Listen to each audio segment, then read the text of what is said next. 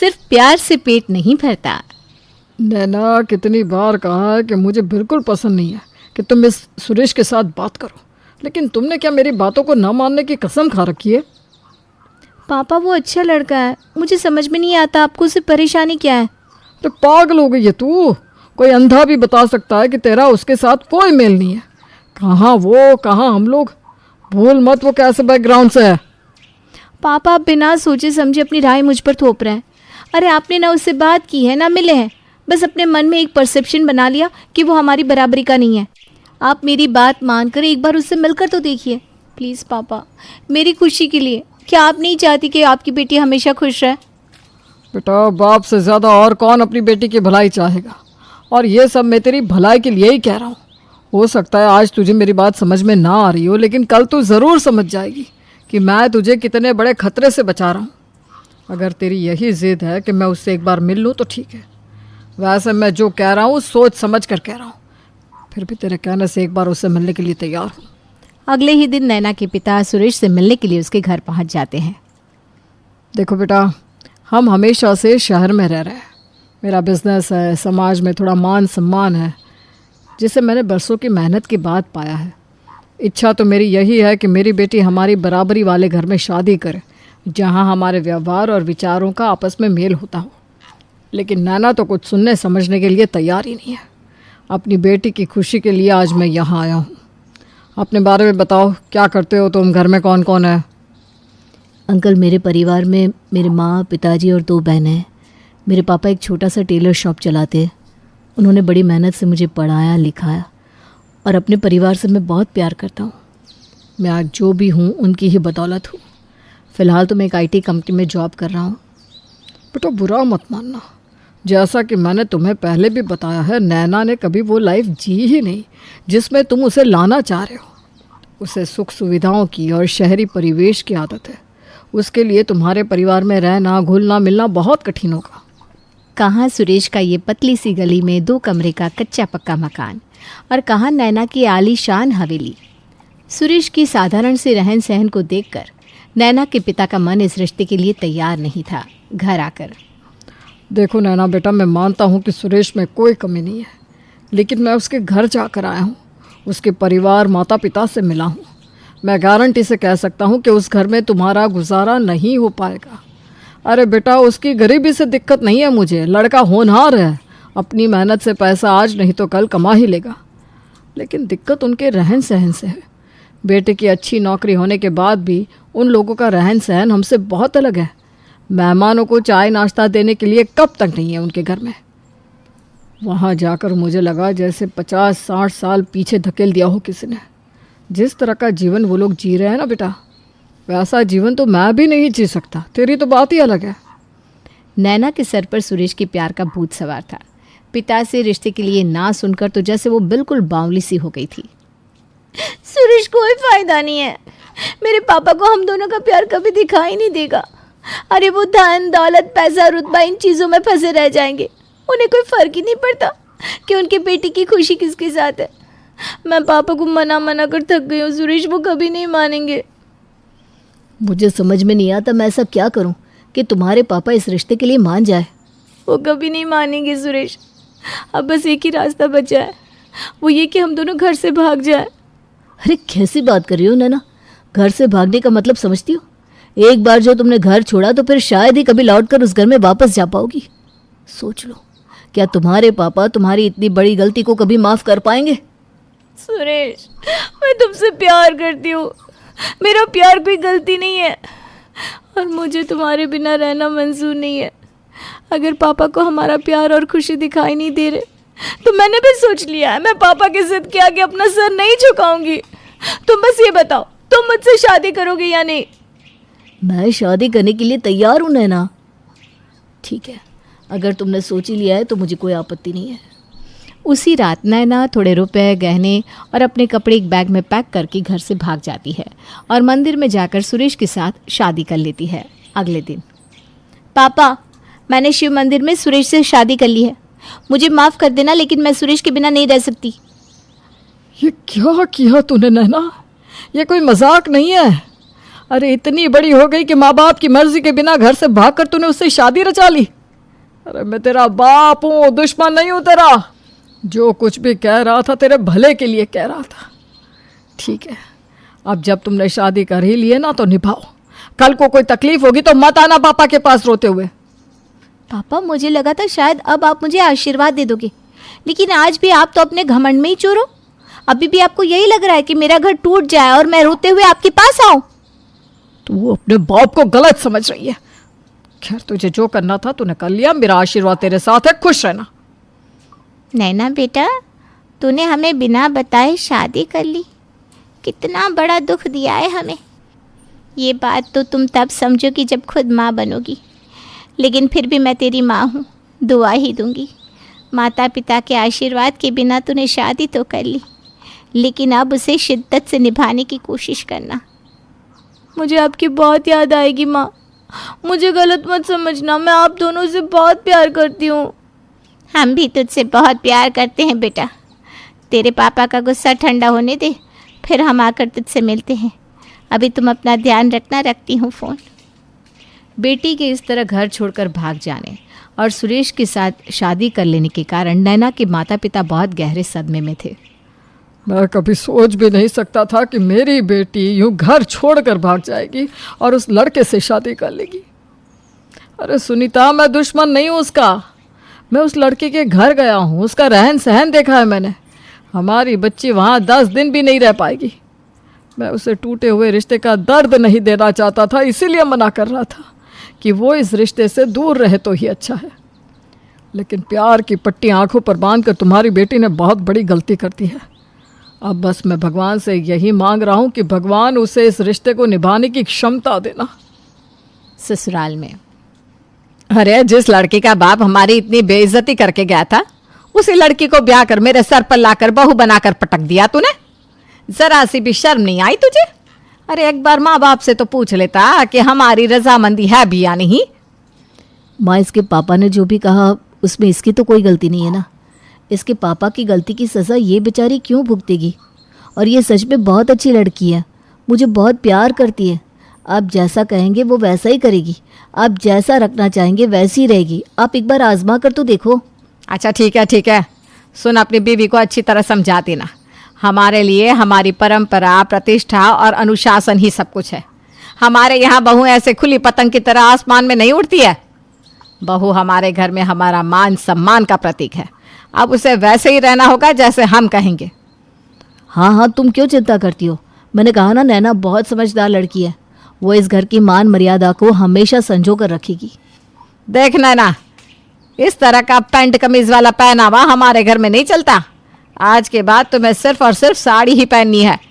और हाँ, सर से पल्लू हटने ना पाए। अच्छे घरों की बहुएं यूं सिर खोल कर नहीं घुमा करती। जी माँ जी, लेकिन मेरे पास तो कोई साड़ी है ही नहीं। उसकी तुम चिंता ना करो, हमारे पास कुछ पुरानी साड़ियाँ पड़ी हैं, अभी वो पहनो, बाकी बाद में देखते हैं। अच्छा चलो, अब नहा धोकर मंदिर में हाथ जोड़ लो, उसके बाद तुमसे रसोई पूजा करा देते हैं। फिर तुम अपनी पहली रसोई पकाओ। लेकिन मुझे तो खाना बनाना नहीं आता। क्या? खाना बनाना नहीं आता? तो क्या सोचकर ब्याह के आ गई है कि सास पकाकर तुम्हें खिलाएगी? नहीं आता तो सीखो। दोपहर के समय, सुरेश, रसोई में तो बहुत गर्मी लग रही है, प्लीज़ एसी कूलर कुछ तो चलाओ। इतनी गर्मी में साड़ी और पल्लू पहनने से मेरी तो जान निकली जा रही है। हमारे यहाँ कूलर एसी नहीं है नैना, माँ को ये सब पसंद नहीं है। बेहतर होगा अब तुम भी ऐसे ही रहने की आदत डाल लो। ओह माय गॉड, इतनी गर्मी में बिना कूलर के कैसे मैनेज करते हो तुम लोग? काहे? गाय भैंस कुत्ता क्या एसी चला कर बैठते हैं? वो लोग के गर्मी ना लगे हैं? तुम्हारी खातिर ज्यादा गर्मी है। इंसान ये कूलर एसी लगाकर खुद अपनी जान का दुश्मन बना बैठा है।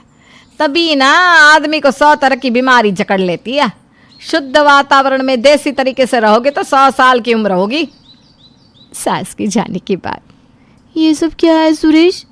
चूल्हे पर आज के समय में कौन खाना पकाता है? ना घर में गैस सिलेंडर है, ना फ्रिज। पानी भी हैंडपंप से खींचना पड़ता है। और ये कौन सी सदी में जी रहे हो सब लोग? इतनी अच्छी जॉब लग गई है तुम्हारी, अपना स्टैंडर्ड ऑफ लिविंग इम्प्रूव क्यों नहीं करते? देखो नैना, तुम्हें इस घर में आए अभी एक दिन भी नहीं हुआ है, अभी से तुमने ये सब कहना शुरू कर दिया। मैं पहले ही बता चुका हूँ कि मैं अपने परिवार से बहुत प्यार करता हूँ, उनके खिलाफ कुछ भी नहीं सुनना चाहता। इस घर में वही होगा जो मेरी माँ कहेगी, और ये मेरी माँ की इच्छा है कि हम लोग ज़मीन से जुड़ कर रहे। इसीलिए ना हमारे घर में टीवी है, ना एसी, ना कूलर, और कभी आएगा भी नहीं। सब फालतू बातें अपने मन से निकाल दो, उसी में तुम्हारी बेहतरी है। ये किस तरह की बात कर रहे हो सुरेश तुम मुझसे? अरे तुम अपनी माँ से बहुत प्यार करते हो, अच्छी बात है, लेकिन मेरा प्यार वो कुछ भी नहीं। मेरे बारे में तो सोचो। अरे ठीक है, तुम बचपन से ही ऐसे रहे हो, तुम्हें आदत हो गई होगी, लेकिन मैं तो सब सुविधाओं में पलकर बड़ी हुई हूँ ना। मुझे ऐसी लाइफ जीने की आदत नहीं है।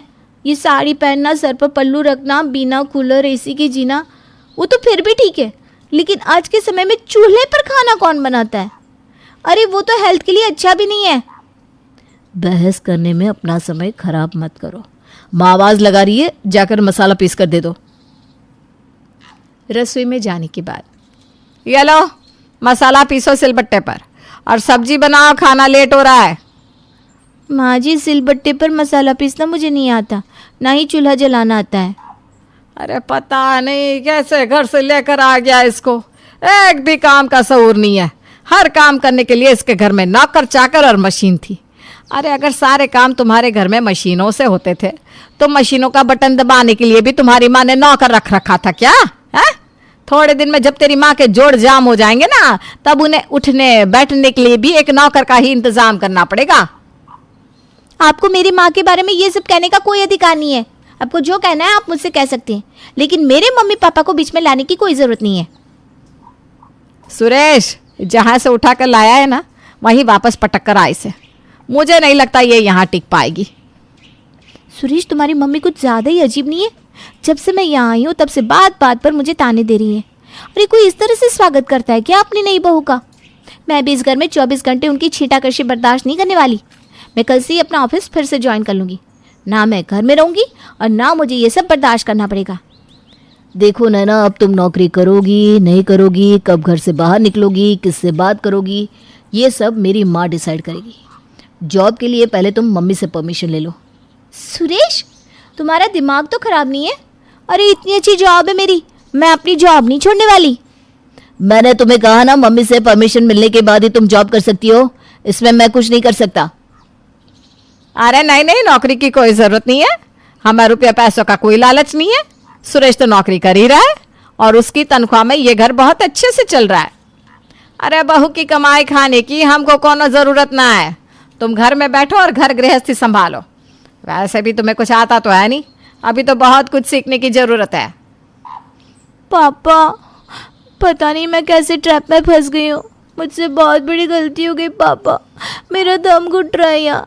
मैं यहाँ नहीं रह सकती, ना तो यहाँ कूलर है ना एसी, मसाला पीसने के लिए मिक्सी भी नहीं है, खाना बनाने के लिए गैस सिलेंडर नहीं है। समझ में नहीं आता ये लोग कौन सी सदी में जी रहे हैं। आज के समय में कौन सा ऐसा परिवार होगा जो इस तरह से रहता होगा। मुझे क्या पता था पापा कि क्लास में हमेशा फर्स्ट आने वाला, कैंपस सिलेक्शन में सबसे बड़े पैकेज पर जॉब पाने वाला सुरेश ऐसा निकलेगा। उसका बैकग्राउंड इतना खराब होगा, उसके घर में मैं तो क्या कोई भी लड़की नहीं रह सकती। बेटा, मैं भी तो तुझे यही समझा रहा था, लेकिन उस समय तो तेरी आंखों पर उसके प्यार की पट्टी इतनी कस के बंधी हुई थी कि तुझे ना तो मेरी बातें सुनाई दे रही थी, ना ही कुछ दिखाई दे रहा था। अब तो तेरी शादी हो चुकी है, अब कुछ नहीं किया जा सकता। अब तुझे ये रिश्ता निभाना ही होगा। तो चिंता मत कर बेटा, हम लोग आकर घर का पूरा सामान दिलवा देते हैं। अरे हम लोग देंगे तब तो उन्हें लेना ही पड़ेगा ना। अगले ही दिन नैना के मम्मी पापा उसके ससुराल पहुंच जाते हैं। बहन जी, हम आपकी भावनाओं का सम्मान करते हैं कि आप ज़मीन से जुड़े रहना चाहते हैं और नए ज़माने की चीज़ों का उपयोग नहीं करना चाहते, लेकिन आजकल के बच्चे कहाँ ऐसा जीवन जी सकते हैं। चूल्हे पर खाना बनाना, सिलबट्टे पर मसाला पीसना, बिना एसी के दिन काटना इनकी बस का ना है। देखिए, हमें तो वैसे भी अपनी बेटी को शादी में सारा सामान देना ही था, इसलिए हमने सोचा कि हम नैना को घर का सारा सामान दिलवा देते हैं। Fridge, TV, sofa, AC, cooler, सब कुछ हमारी तरफ से होगा। आप चाहे तो अपनी पसंद से बुक करा लीजिए। अरे मेरा बेटा लाख रुपए महीने कमाता है, आपको क्या लगता है हम अपने घर के लिए सामान नहीं खरीद सकते? आपकी बेटी के घर में आ जाने से हमारा रहन सहन नहीं बदलने वाला। हम जैसे सालों से रहते आए हैं आगे भी वैसे ही रहेंगे। आपकी बेटी बहू बनकर इस घर में आई है, बेहतर होगा कि वो हमें अपने हिसाब से ना ढाले, बल्कि हमारे हिसाब से ढलने की कोशिश करें। सुरेश की माँ की दो टुक जवाब सुनकर नैना के माँ बाप अपना सा मुँह लेकर वापस चले जाते हैं। मुझसे पूछे बिना अपने मम्मी पापा को यहाँ बुलाने की तुम्हारी हिम्मत में कैसे हुई? अरे 1000 दफा तुम्हें समझा दिया कि अब तुम्हारी शादी हो गई है, उस घर की दौलत की धौंस दिखाना बंद करो और यहाँ रहने की आदत डाल लो। सुरेश, तुम्हारी मम्मी मुझे जॉब करने से मना कर रही है, मुझे चूल्हे पर खाना बनाने को कह रही है, 24 घंटे घूंघट में रखती है, घर में अपनी पसंद का खाना नहीं खा सकती, किसी से बात नहीं कर सकती, हंस नहीं सकती। ये घर है कि जेल? मुझे लगता है कैदी भी यहाँ से अच्छी ज़िंदगी जीते होंगे। मेरा तो दम घुट रहा है तुम्हारे घर में। ये तो तुम्हें शादी से पहले सोचना चाहिए था नैना। ठीक कहती थी माँ, तुम्हारे जैसी लड़कियाँ किसी के साथ भी निभा नहीं सकती। अरे मैं इतना प्यार करता हूँ तुमसे कि मेरे प्यार की भी कदर नहीं है तुम्हें। सिर्फ प्यार से पेट नहीं भरता सुरेश, अगर प्यार करते हो तो उसे साबित भी तो करो। तुम अपनी माँ की किसी भी गलत बात में उनका विरोध नहीं करते, बल्कि हमेशा उनका साथ देते हो। ऐसे प्यार का मैं क्या करूँ, अचार डालूँ? ऐसा लगता है कि मैं बिल्कुल अकेली पड़ गई हूँ। पापा ने भी मुझे मेरे हाल पर छोड़ दिया है। क्या करूँ, कुछ समझ में नहीं आता। कुछ दिन बाद, माँ, पापा बिल्कुल ठीक कह रहे थे। मैं मानती हूँ कि मुझसे गलती हो गई। मैं पापा को सॉरी बोलना चाहती हूँ। प्लीज़ मेरी पापा से बात करा दो। पापा, आप बिल्कुल ठीक थे। मैं एक पल भी इस घर में नहीं रह सकती। मेरा दम घुट रहा है यहाँ पर। आपने देखा ना कैसे सुरेश की माँ ने सामान लेने से मना कर दिया। अरे ये लोग टॉर्चर कर रहे हैं मुझे। अपनी मर्जी से सांस भी नहीं ले सकती मैं इस घर में। मैं ऐसी कैदियों वाली ज़िंदगी नहीं जी सकती पापा। या तो आप मुझे आकर ले जाइए, वरना मैं कुछ कर लूँगी। देखो बेटा, पहले ही तुमने घर से भागकर हमारी नाक कटवा दी है। अब जब शादी की है तो थोड़ा सब्र रखकर उसे निभाओ। इस तरह से जिम्मेदारियों से भागकर रिश्ते नहीं निभाए जाते हैं। ठीक है पापा, आज के बाद मैं आपसे शिकायत नहीं करूँगी। मैं समझ गई हूँ, शादी के बाद बेटी जिए या मरे उसकी परवाह न ससुराल वालों को होती है न मायके वालों को। मैं समझ गई कि मैं आपके लिए मर चुकी हूँ। कुछ देर बाद, नैना, नैना बेटा दरवाज़ा खोलो, तुम्हारे पापा आए हैं। पापा, लेकिन आप तो कहते थे मुझे इस शादी को निभाना होगा। बेटा मैं चाहता था कि तुम एक बार कोशिश करके देखो, शायद तुम्हारा रिश्ता टूटने से बच जाए। लेकिन अपनी बेटी की जान लेकर मुझे उससे शादी नहीं निभानी। एक मरी हुई बेटी से तलाकशुदा बेटी कहीं बेहतर होती है। बच्चों से बचपन में गलती हो जाती है, लेकिन बड़प्पन तो इसी में है ना कि हम माता पिता उन्हें मरने के लिए छोड़ने की बजाय उनका साथ दें। चल बेटा, तेरा घर तेरा इंतज़ार कर रहा है। पापा की बात सुनकर नैना फूट फूट कर रोने लगती है और वापस अपने घर लौट जाती है।